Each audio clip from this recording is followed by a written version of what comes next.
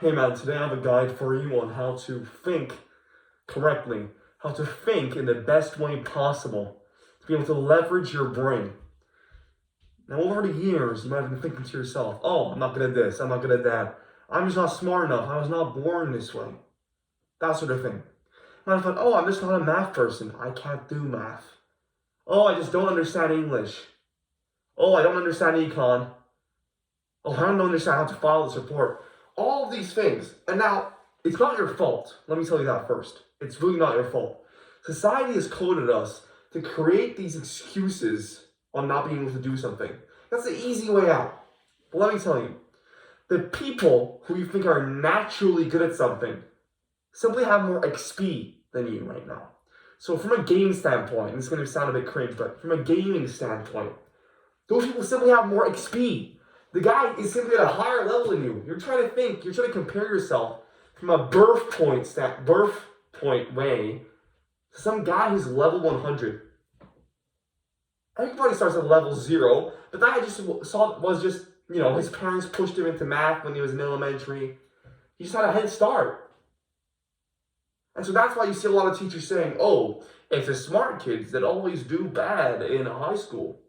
What they mean there is not smart, but in a way, just people who understand things more easily early on.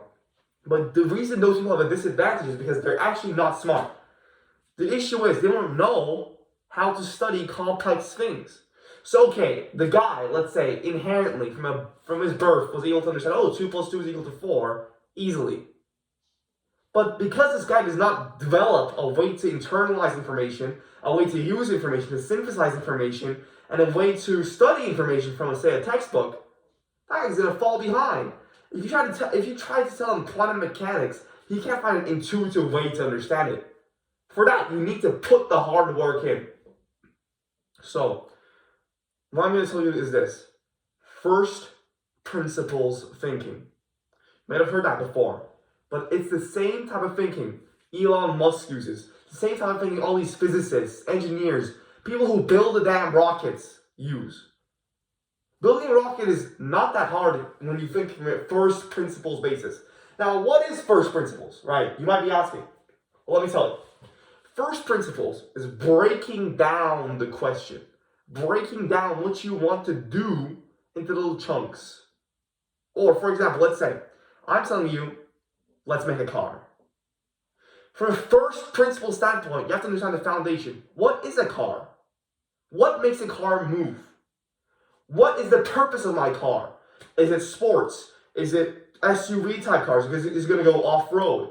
Is it going to be built to be a family car? Sustainable, durable? And you put those parameters, you write those down. And then you move on to thinking about how to achieve those. And once you split it into these rules and things you want, everything gets so much easier. Just trust me on it. Everything gets so much easier. And you can apply this to, say, study. If you want to study something, you separate what you need to study into its first outline, core things you need to know. You read the textbook, the chapter once. Okay, you underline some key terms. And listen to me, it's normal if you don't get it on the first try. Nobody, unless you have an IQ of 2,000, nobody understands a textbook on the first try. Don't be dumb. Don't read it once and think, oh, I understand this, so I'm just not going to read it. It's a brokey excuse. Instead, you tell yourself, okay, so the first reading, I didn't understand it, but you got closer to the topic. You have some, even like maybe 10% understanding of the topic. You know the terms now. And then you go back again, read it again. And maybe 3 times. It takes legit like at least 4 times of reading and active reading. So never, when you're reading a textbook, by the way, this is a mistake I've done too many times. Never do it like you're reading a storybook. A storybook, you can just scroll through the page. But no, in a textbook, you have to pause on each step, each sentence, and think truly, hey, what the hell did this guy just say? How did he come to that conclusion? Am I following? If someone took away that textbook from you, would you be able to, in 5 seconds, remember how that guy came to that conclusion? You might remember the conclusion, but the conclusion you're going to forget. But if you know the logical process of how the guy came to that conclusion, you'll never forget that.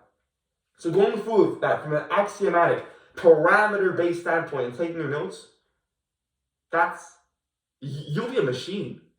You'll be unstoppable. Who can stop you? You legit have the potential to learn every single bit of knowledge on earth. And that's powerful. I'm offering that to you. If you like this video, review it. Truly. And I'm not telling you not to get views. Like, legit, review the system or at least take notes next time you're reading it. This video is also a textbook. Like, let's say when you're reading a book, there's a statistic.